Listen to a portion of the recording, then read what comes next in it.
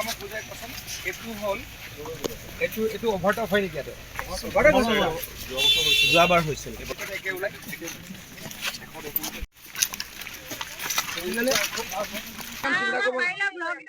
blog এটা দুই পাছত ৰাস্তাটো ওখ কৰি পেলাই অলপ ব্লগ ব্লগ এটা এতিয়া নহ'ব ব্লগ এটা ডেৰ বছৰৰ পাছত ধন্যবাদ স্যাৰ বহুত তাৰমানে এইটো কৰিম শুনক এইটো কৰিম নৱেম্বৰৰ পৰা নৱেম্বৰ নহ'লে আমাৰ যদি জানো একদম জানো এইবাৰ কামটো হৈ গৈছে একেবাৰে মাৰ্চত হ'ব নৱেম্বৰৰ পৰা আৰম্ভ হ'ব মে'ত শেষ হ'ব এইটো একেদিনাই হোৱা কাম নহয় ৰিভাৰ ছাইডত সাধাৰণতে আমি কাম নকৰোঁ আমি য'ত মথাউৰি বনাওঁ মথাউৰিৰ পৰা নদীৰ মাজৰখিনি ৰিভাৰ ছাইড বুলি কয় আৰু মথাউৰিৰ পিছৰখিনি কাণ্ট্ৰি ছাইড বুলি কয় আমি কাণ্ট্ৰি ছাইড প্ৰটেকশ্যনৰ কাৰণে কাম কৰোঁ কিন্তু এইখিনি মানুহক মই নকৰিম বুলি ক'বলৈ বেয়া লাগিল এইটো এটা DRDয়ে আলি বনাই দিছিলে এইটো অহা বাৰিষাৰ পাছত আমি ষ্ট্ৰেংথেন কৰিম বুলি ৰাইজক মই প্ৰতিশ্ৰুতি দি গ'লোঁ আমি যিমানখিনি কাম কৰিলোঁ যোৱা 4 বছৰত খোৱাং সমষ্টিৰ কাৰণে যথেষ্ট কাম কৰিছোঁ আপোনালোকে দেখিছেই খোৱাং সমষ্টিৰ 90% কাম নাইকিয়া হৈছে বানপানীৰ ক্ষেত্ৰত আৰু যদি কিবা কৰিব লগা আছে নিশ্চয়কৈ কৰি দিম মুখ্যমন্ত্ৰী ডাঙৰীয়াই খোৱাং সমষ্টিৰ ৰাইজক লৈ নিশ্চয়কৈ চিন্তা কৰে চক্ৰ গগৈ ডাঙৰীয়া আমাৰ সুযোগ্য বিধায়ক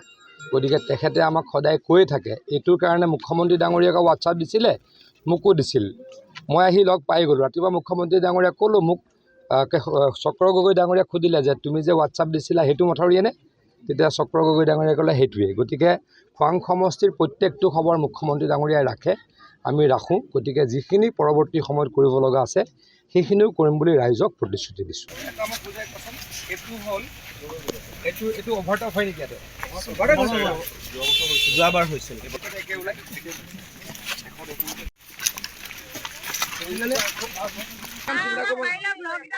ব্লগ এটা দুই পাছত ৰাস্তাটো ওখ কৰি পেলাই অলপ ব্লগ ব্লগ এটা এতিয়া নহ'ব ব্লগ এটা ডেৰ বছৰৰ পাছত ধন্যবাদ স্যাৰ বহুত তাৰমানে এইটো কৰিম শুনক এইটো কৰিম নৱেম্বৰৰ পৰা নৱেম্বৰ নহ'লে আমাৰ যদি জানো একদম জানো এইবাৰ কামটো হৈ গৈছে একেবাৰে মাৰ্চত হ'ব নৱেম্বৰৰ পৰা আৰম্ভ হ'ব মে'ত শেষ হ'ব এইটো একেদিনাই হোৱা কাম নহয় ৰিভাৰ ছাইডত সাধাৰণতে আমি কাম নকৰোঁ আমি য'ত মথাউৰি বনাওঁ মথাউৰিৰ পৰা নদীৰ মাজৰখিনি ৰিভাৰ ছাইড বুলি কয়